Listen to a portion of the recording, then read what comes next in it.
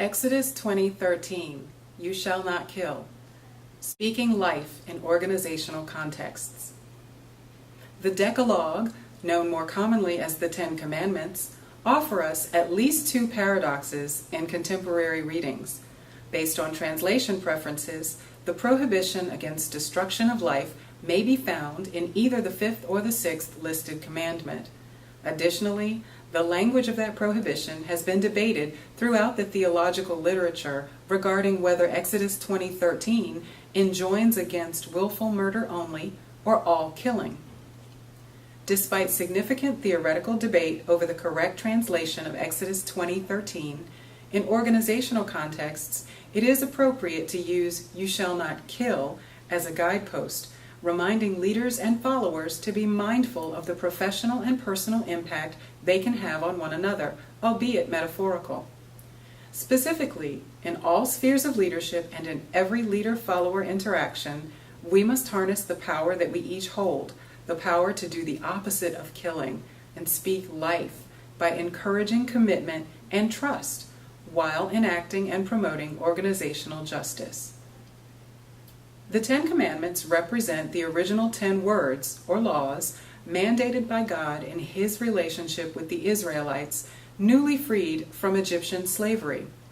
First stated in Exodus 20, the law is repeated in Deuteronomy 5. Translations of Exodus 20:13 differ in their application of the prohibition against destruction of life. Earlier translations, such as the King James Version, American Standard Version, and Tyndale Bible, show "you shall not kill," while later English translations like the New Revised Standard and New International Versions state "you shall not murder." This implies willful and intentional destruction by one person of another person's life. This contemporary application of the text narrows the accountability for one another's existence. It offers a more clear-cut and extreme mandate not to destroy another human being deliberately and with premeditation. It is easier to incorporate into our contemporary moral code. But as to that moral code, we must remember that although the law was good and perfect and holy, Christ was the end goal of the law. It ultimately led to Him. It was a pedagogue, Paul said, to bring people to Christ. And when the fulfillment of the promise came in Him, believers were not to go back under the law. The Ten Commandments reveal the essence of the law. The 10, for the most part, are reiterated in the New Testament because they reflect the holy and righteous nature of God. But the New Testament often raises them to a higher standard to guard the spirit of the law as well as the letter. From Strong's Concordance. We consider here the letter of the law not to kill another person, literally and physically, as dictated by God in the Old Testament, while applying the spirit of the law using a new covenant worldview. With the sacrifice and resurrection of Christ, the law is fulfilled and the new covenant enacted. Followers of Christ are held to a higher, harder standard. The revelation of Christ is that the motive, the intentional internal orientation, becomes more important than the deed itself. Yoder states that Jesus locates murder in the heart or in the tongue. In the Old Testament, killing is an abomination before the Lord and is listed among the 6 things the Lord hates.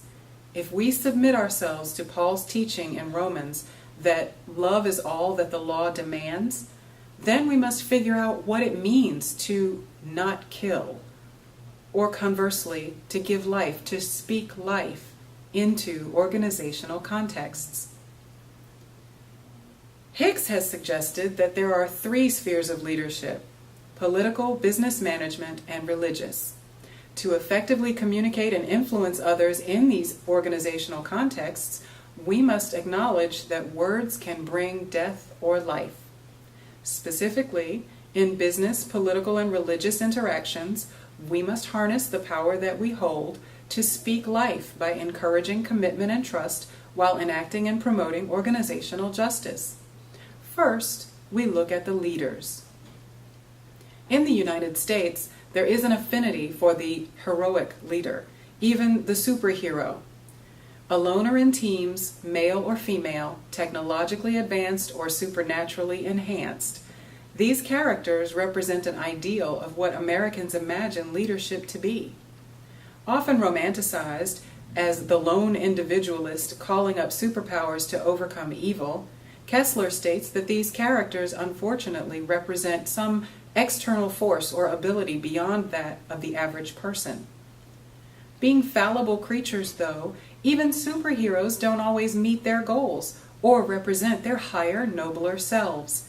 So this orientation toward heroic leadership is an incomplete substitute for accepting our own power and responsibility for speaking life to people and situations in our diverse organizational contexts. We turn from heroic leaders then and focus on followers. But in their interaction, theoretical killing, especially in organizational settings, can be easy to imagine. It is the refusal to help another person. It is months and years of small slights and an atmosphere of incivility. It is ignoring the need for what Cholofsky describes as a meaningful work experience. It is, sadly, the tendency of many organizations toward creating a people-using instead of a people-building environment, as Greenleaf called it. Leaders can kill the unique motivation of their organizational followers by trying to get them all to behave the same way, to yield the same levels of productivity and performance. Leaders can also kill the creativity of their followers by resenting the diversity they bring to the workplace rather than honoring it. Chalef suggests that followers have different priorities and may be viewed as partners, implementers, resources, or individualists in their work settings. The difference is in each follower's level of willingness to challenge the leader's dominance and authority, and the follower's level of support for the leader and commitment to the organization's vision and goals. But Chalef also holds followers accountable for holding leaders accountable. Followers can kill their leaders then too, by undermining the leader's organizational success, effectiveness, and even longevity. How can this happen? By the followers letting the leader become callous and corrupted by power. Both Zeleznik and Chalef quote Lord Acton, "Power tends to corrupt, and absolute power corrupts absolutely." By assuming that a leader's interpretation of a situation is always right, or that the leader is dominant for good reason and therefore infallible, followers begin to abandon their own perspective and subdue their critical thinking, creativity, and innovation. Chalef states it poignantly: whether we lead or follow, we are responsible for our own actions, and we share responsibility for the actions of those whom we can influence. Those responsibilities include the responsibility to understand one's own power and how to use it, the responsibility to appreciate the value of leaders and cherish their contributions, and the responsibility to empathetically understand the seductiveness and pitfalls of power and leadership. If we are courageous as followers, we will engage with these responsibilities and with our leaders. We will choose to serve and when not to serve. We will challenge appropriately. We will participate in transformation, and we will take moral action when necessary, whether that means confronting, using the voice option, or exiting the environment. But by doing these things, we add our voices to the dialogue in the organization, and we will be speaking life rather than gossip, lies, and death. In the New Testament, the book of James offers significant instruction on the need to control the tongue, to speak carefully and mindfully in order to be mature and in control of the rest of our transactions with others. The writer states that our tongues get out of control. They are restless and evil and always spreading deadly poison. We have seen most vividly in the political sphere, but also in religious and business management contexts, numerous examples of how leaders have used words deceitfully, like a hidden pit, and their tongues are only good for telling lies, from Psalms 5 and Romans 5. In the process of organizational communication, the ethics of leadership involve a constant cognitive awareness of our own moral beliefs and our own behaviors, according to Price. There is great diversity in the spheres of leadership, according to Hicks. Business management ranges from transnational corporations to small businesses. Politics can be international, national, or local. And religious leadership ranges from worldwide fellowships to where 2 or 3 are gathered. What does it mean then to speak life in these diverse contexts? The best approximation for deliberately and purposefully injecting a positive and productive energy into leader-follower dynamics or peer-to-peer interactions might be the word encourage. This word is defined as to inspire with courage, spirit, or hope, to hearten, to stimulate spiritually, to animate, to applaud, boost, or brighten. This is the power that we all have, the ability to communicate these values and goals through our behavior and our words. In the 1st and 3rd chapters of Deuteronomy, the leaders were to be encouraged. In 2nd Chronicles, the priests were encouraged in their temple service. In the book of Acts, Luke describes how a disciple became known as Barnabas, or son of encouragement, because of his behavior, and other apostles constantly encouraged and strengthened the young church. The Apostle Paul even sent a representative to the Ephesians when he was imprisoned and could not go himself. So important was encouraging the hearts of the people there. Throughout his letters to the Philippians, Colossians, and Thessalonians, there are messages of encouragement from Paul to the people. In contemporary business literature, messages of encouragement are stressed by popular researchers Kouzes and Posner, who identified 5 key behaviors for leader effectiveness.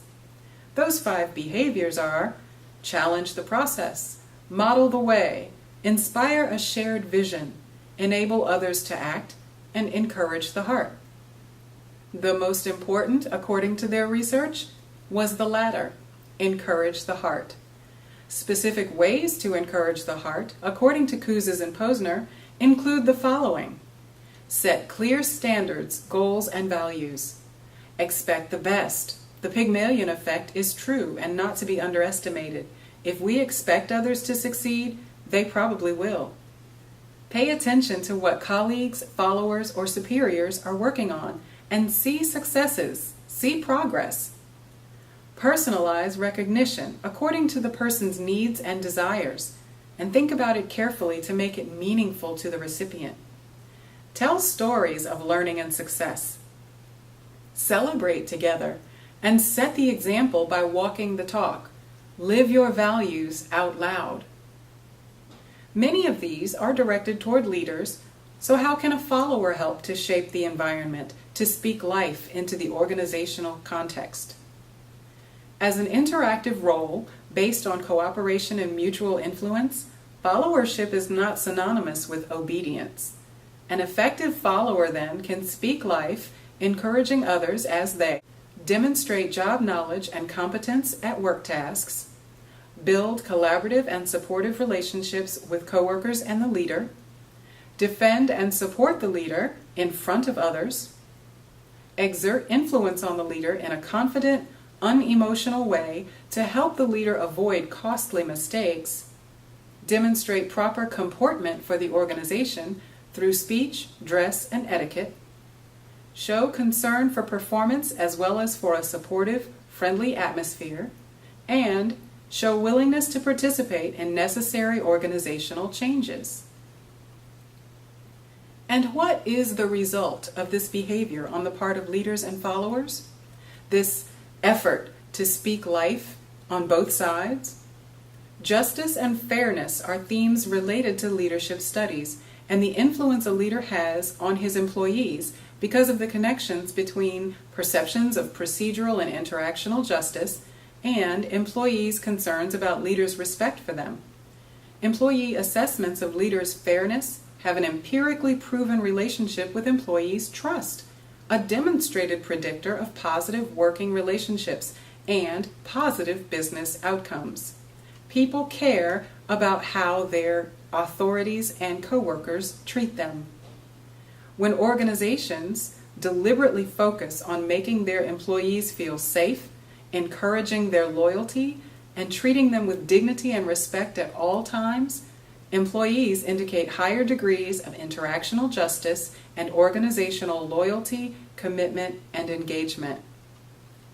We've made our way from Exodus 20:13, "You shall not kill," to the opposite end of the spectrum, speaking life into organizational contexts through encouragement in order to increase perceptions of justice and levels of trust and engagement. We hold leaders and followers accountable for their responsibility in this process, a responsibility to use their communicative and influence powers for good. We don't need to be superheroes. We just need to be mindful of our own ability to speak life.